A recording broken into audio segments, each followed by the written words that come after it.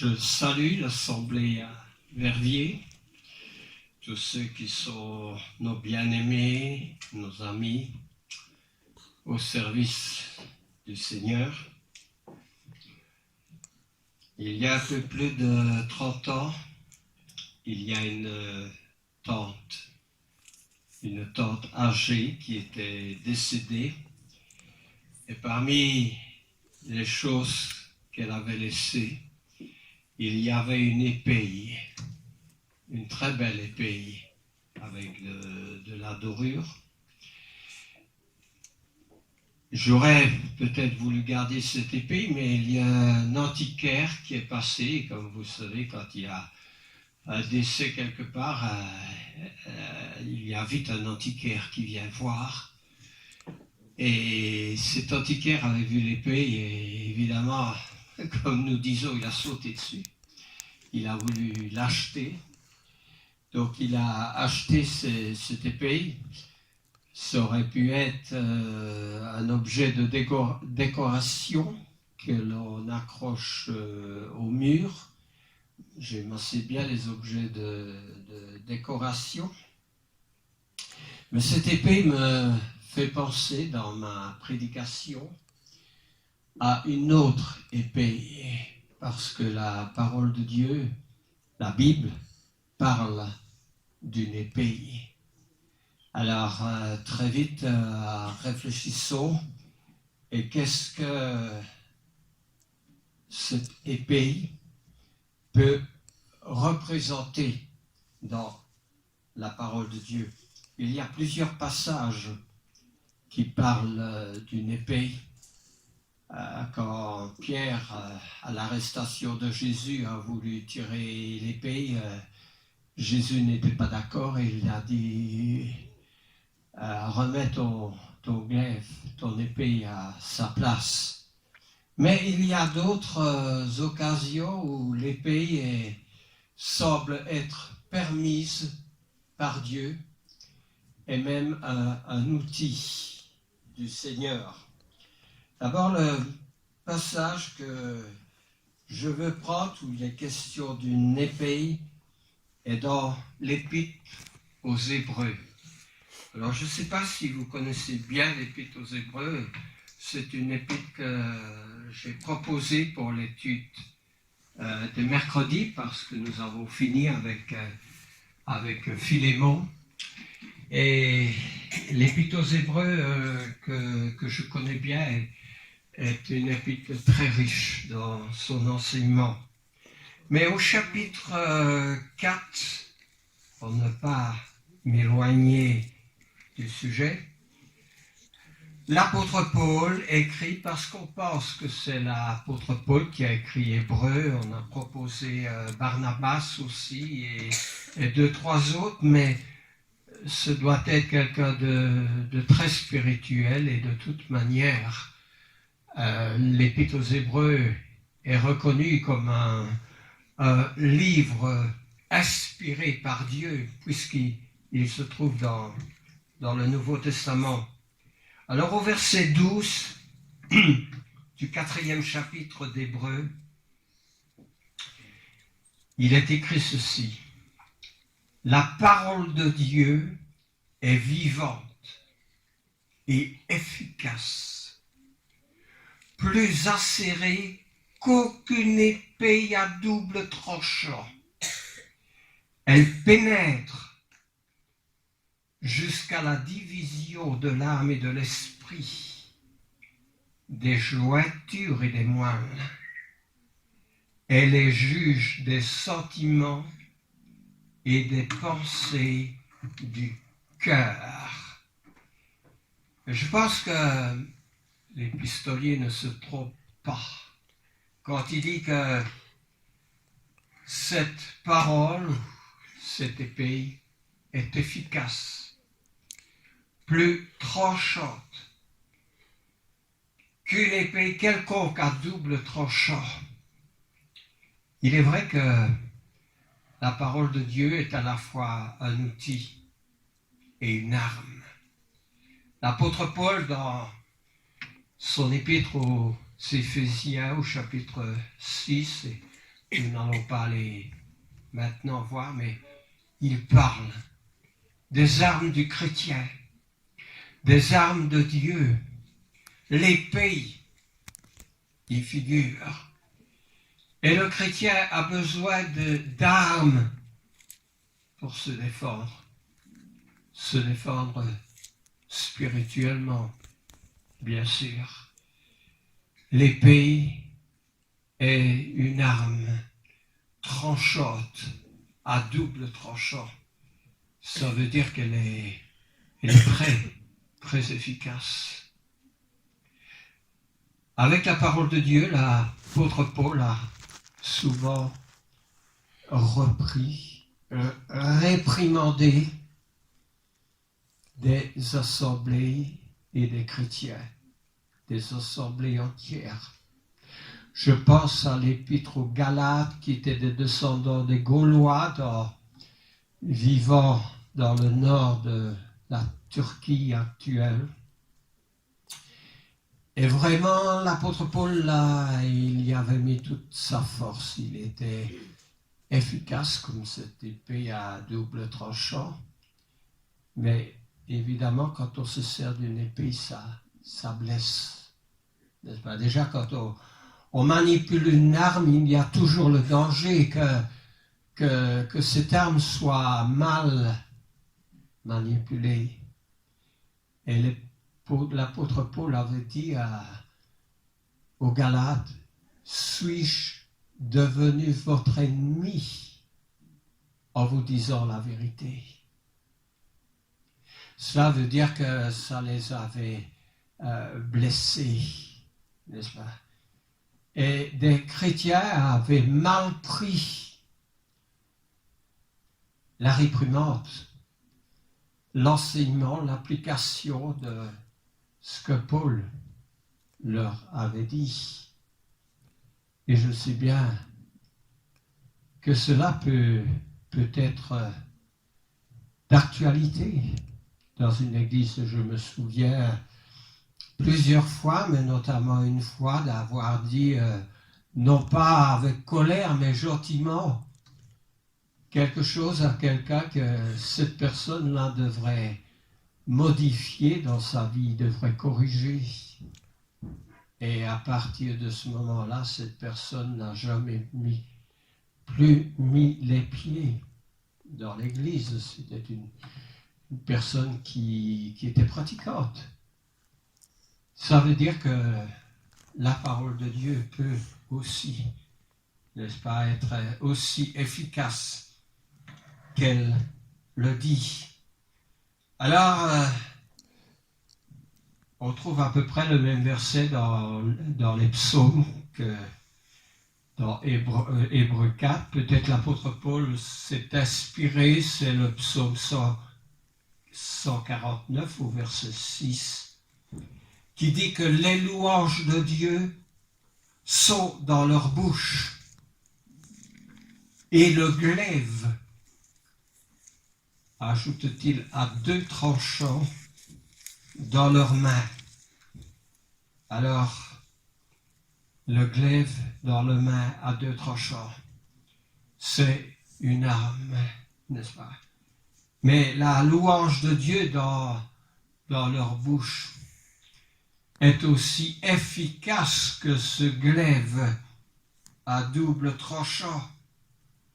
Alors, où voit-on encore dans la Bible cette figure d'une épée, cette figure d'un glaive?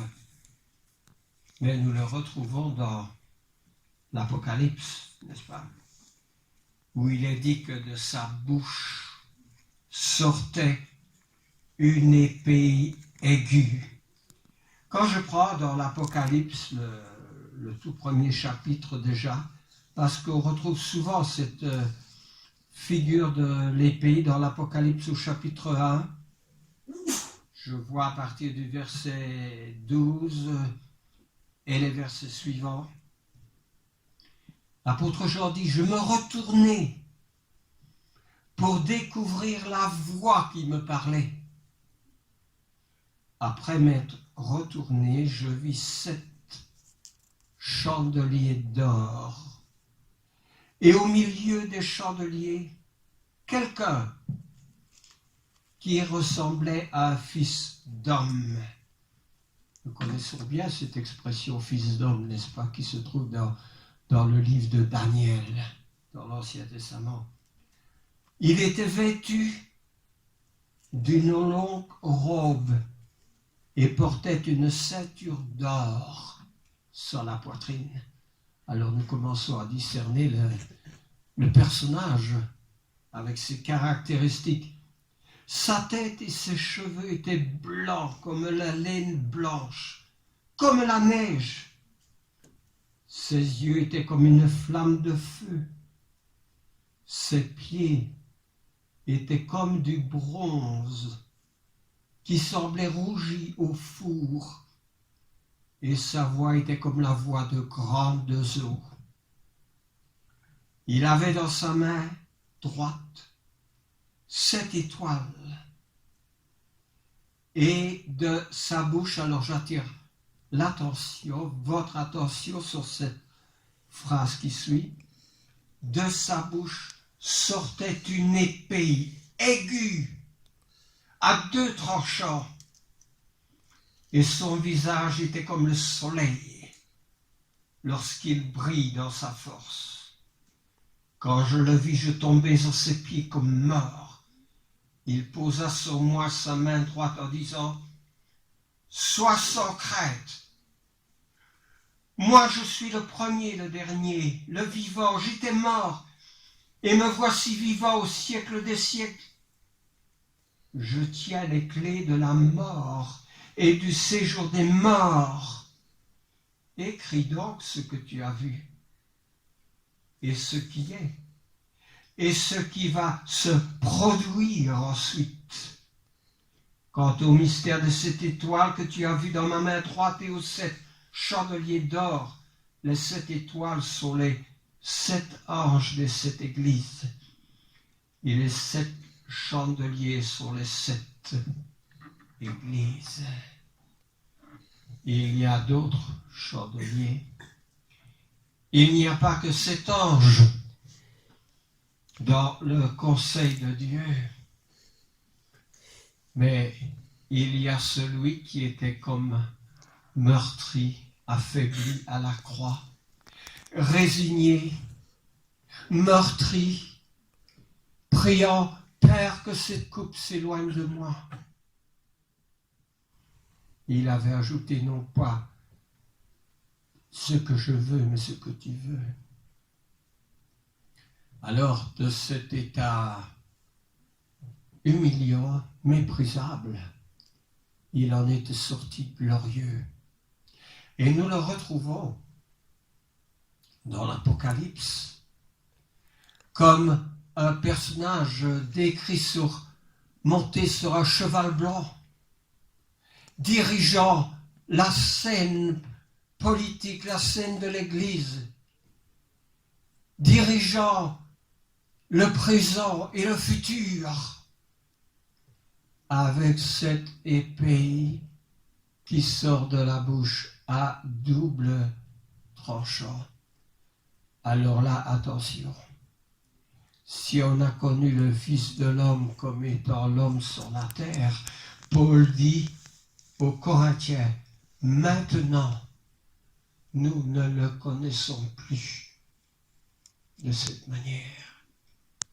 Il ne faut pas essayer de remettre Jésus en le restreignant comme un petit enfant dans une crèche. Ce Jésus-là, dit l'apôtre Paul, nous ne le connaissons plus de cette manière. Il est maintenant celui à la droite de Dieu, n'est-ce pas? Avec cette épée qui sort de sa bouche. L'épée est symbole d'autorité. Elle est symbole de l'autorité. Et dans ce domaine, l'autorité est approuvée de Dieu. Quand je vais dans l'épître de Paul de l'apôtre Paul aux Romains. Il écrit aux chrétiens de la ville de Rome, en Romains au chapitre 13. Eh bien, je lis ceci dans les 5 premiers versets. Que toute personne soit soumise aux autorités supérieures, car il n'y a pas d'autorité qui ne vienne de Dieu, et les autorités qui existent ont toutes été instituées par Dieu. C'est pourquoi celui qui s'oppose à l'autorité résiste à l'ordre de Dieu, et à ceux qui résistent attireront une condamnation sur eux-mêmes. Les gouvernants ne sont pas à craindre quand on fait le bien, mais quand on fait le mal. Veux-tu, dit Paul, ne pas craindre l'autorité? Fais le bien, et tu auras son approbation, car elle est au service de Dieu pour ton bien. Mais si tu fais le mal, sois dans la crainte, car ce n'est pas en vain. Alors j'attire l'attention sur cette phrase qui suit. Ce n'est pas en vain qu'elle porte l'épée, étant au service de Dieu pour montrer sa vengeance et sa colère à celui qui fait le mal. Il est donc nécessaire d'être soumis non seulement à cause de cette colère, mais encore par motif de conscience.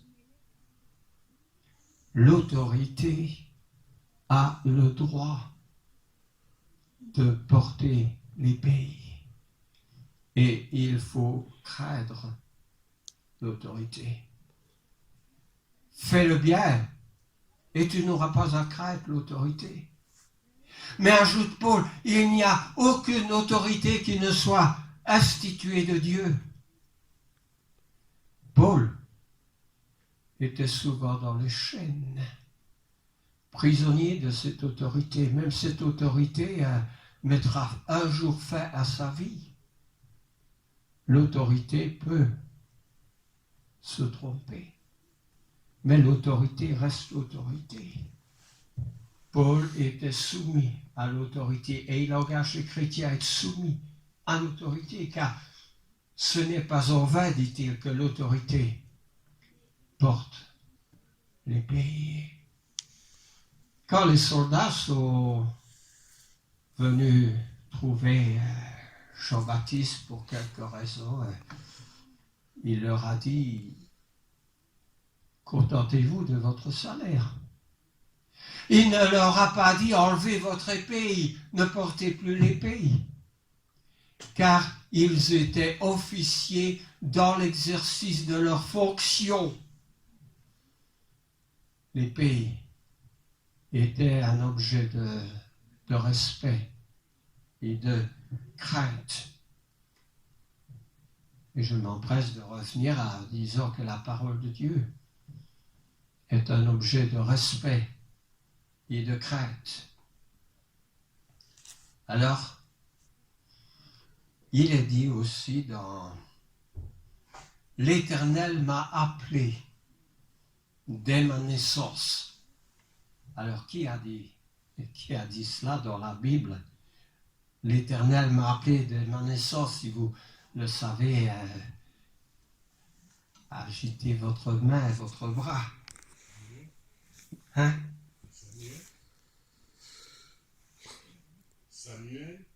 Samuel?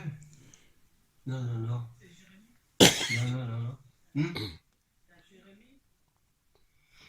Ah, je pensais qu'on allait dire Jérémie, parce qu'il y a dans le premier chapitre de Jérémie quelque chose d'à peu près semblable. Non, c'est Ésaïe qui a dit cela.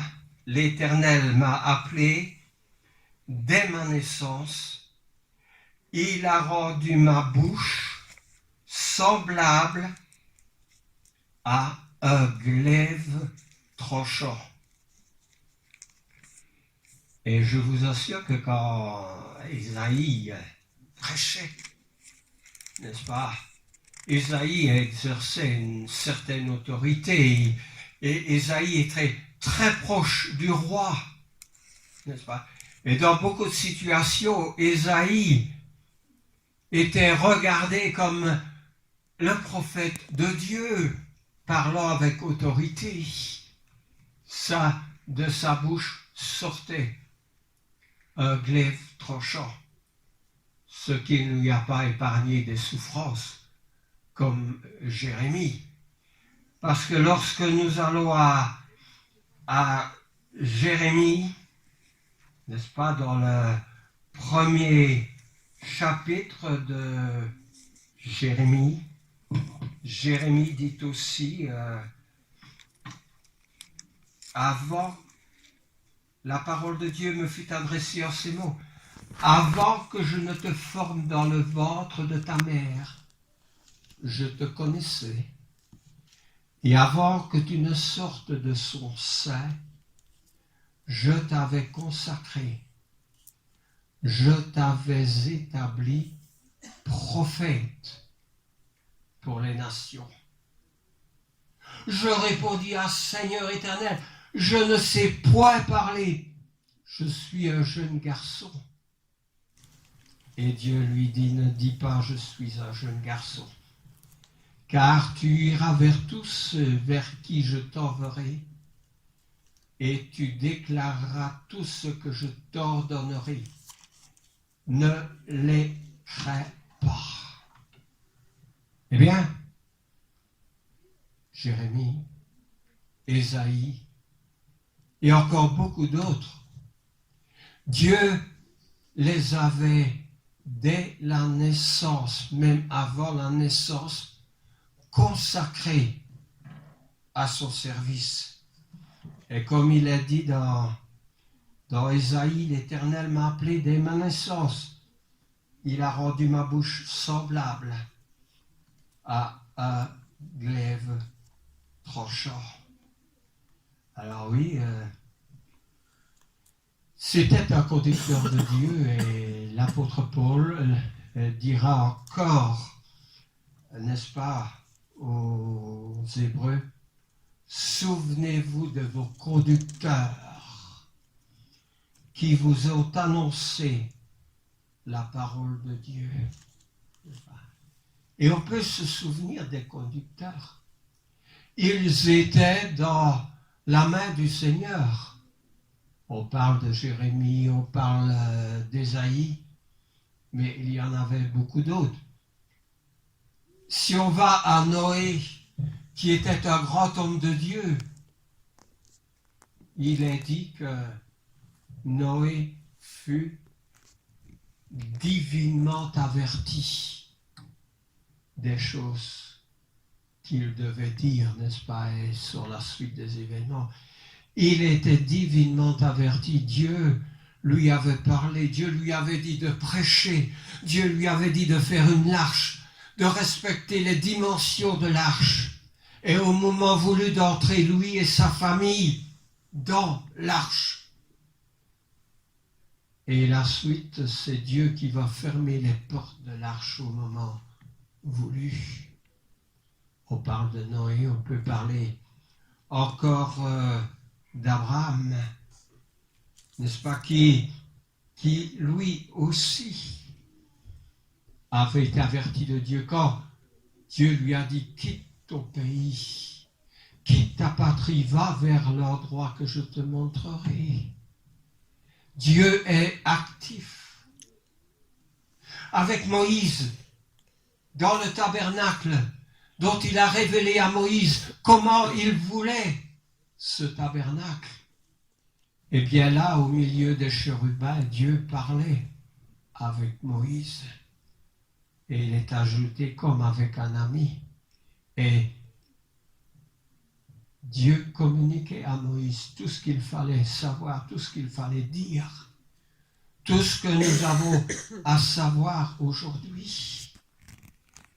Et l'apôtre Paul dit à Timothée, n'est-ce pas? Que dit-il à Timothée au sujet des Écritures? Paul dit à Timothée, en 2 Timothée au chapitre 3, versets 15 et 16, il dit « Toute parole est inspirée de Dieu Alors moi j'aime bien ce passage à Timothée. C'est un passage, lorsque j'offre une Bible à quelqu'un, que je marque dans ces quelques lignes qui sont adressées à la personne à qui j'offre une Bible. 2 Timothée chapitre 3 verset 15, et je prends ces versets. Depuis ton enfance, tu connais les saints écrits, ils peuvent te donner la sagesse en vue du salut par la foi en Jésus-Christ. Et il y a un verset là qui est vraiment sublime. C'est le verset 16, où Paul dit à Timothée, toute écriture est inspirée de Dieu et utile pour enseigner, pour convaincre, pour redresser et pour éduquer dans la justice, afin que l'homme de Dieu soit accompli et propre à toute bonne œuvre. Moi, je vous conseille de bien démarquer ce verset, de le souligner en jaune ou de vous en souvenir, parce que souvent c'est un verset qui est utile pour montrer, n'est-ce pas, la main de Dieu dans la rédaction des Écritures. Vous savez, il y a beaucoup de livres qui sont appelés des livres sacrés, des liturgies et d'autres. Vous connaissez le Coran, vous connaissez le livre des Mormons, vous connaissez presque chaque religion à son livre.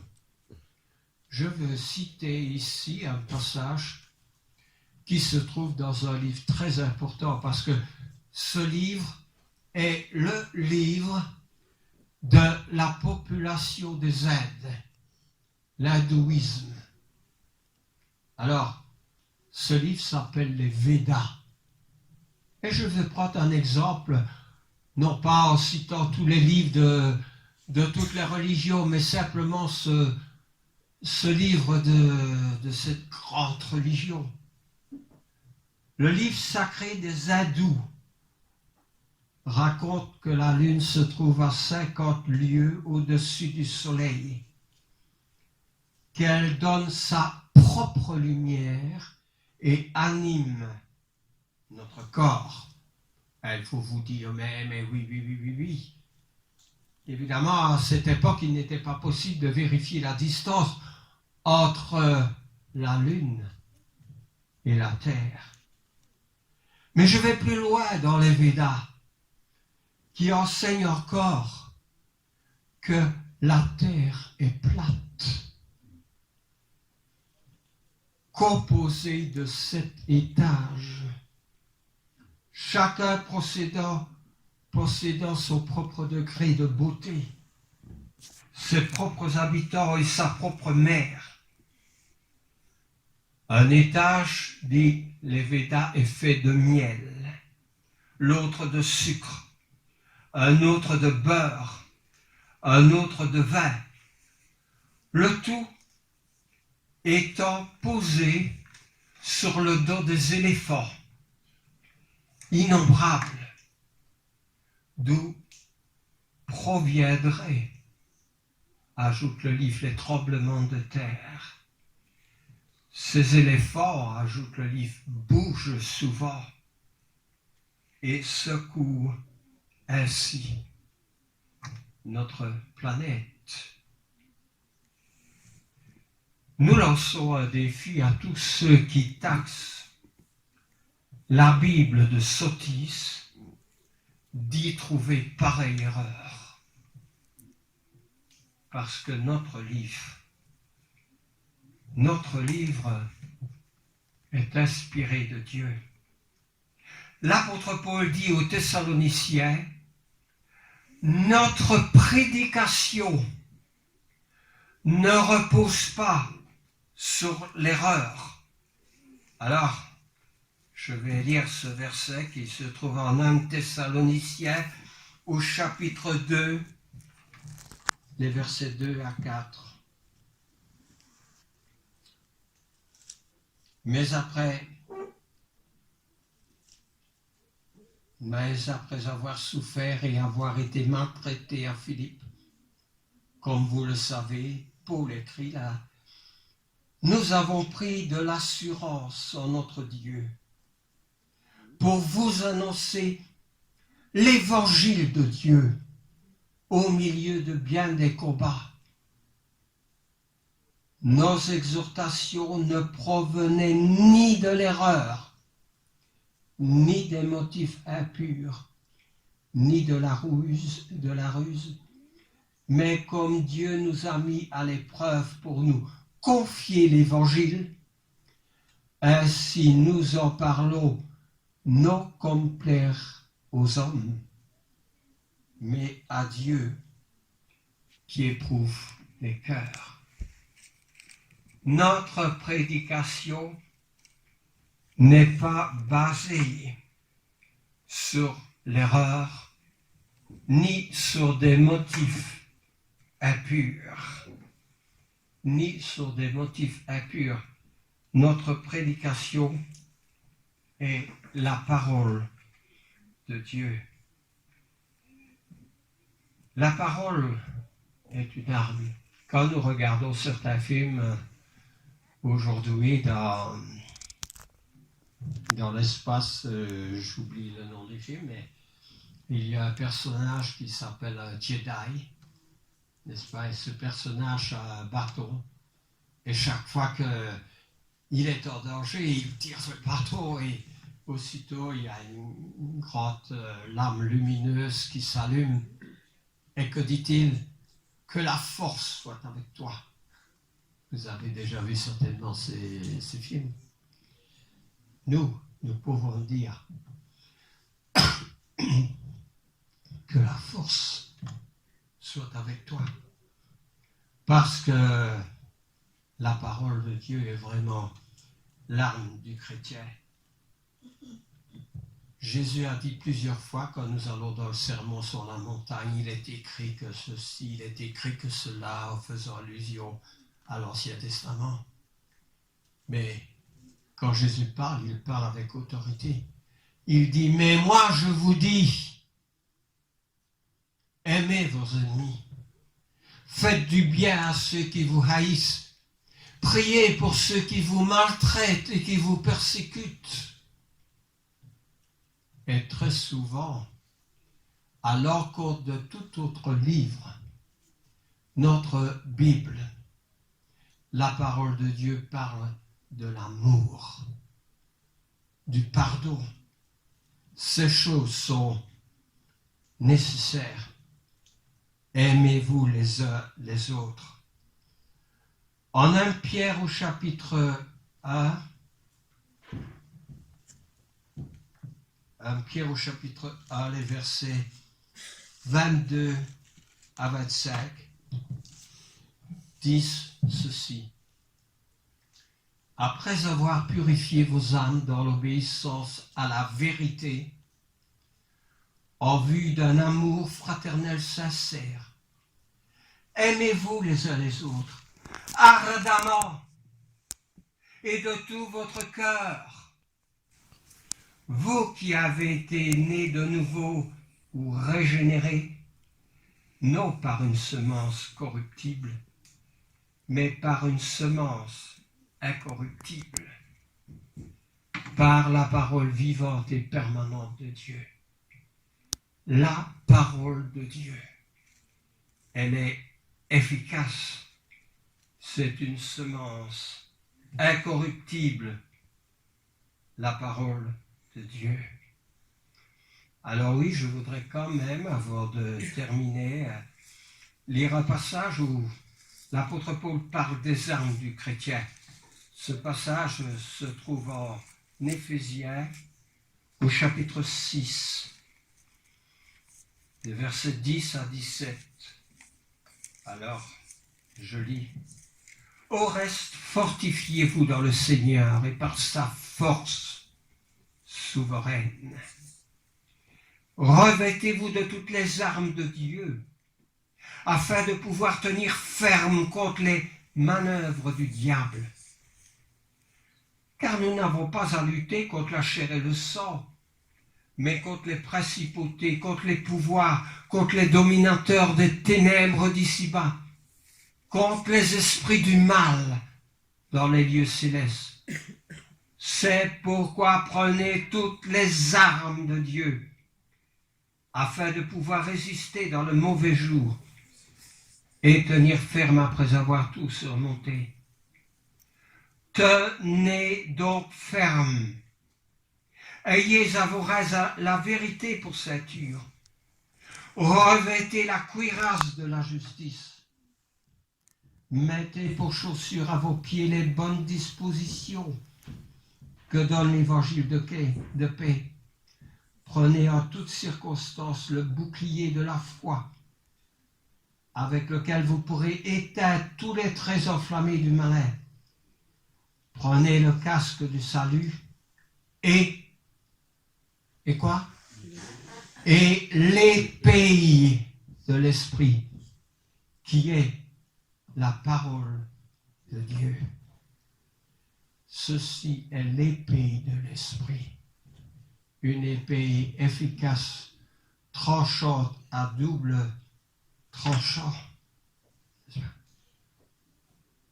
Cette épée est quelque chose de nécessaire, parce qu'avec cette épée, dit Paul aux Hébreux, nous pouvons corriger. Comme nos pères nous ont corrigés. Et comme nous devons corriger, dit Dieu, nos enfants aussi. Et Dieu dit, si nous supportons la correction de notre Père dans la chair, nous pouvons supporter la correction de Dieu aussi. La correction de Dieu est pour notre bien.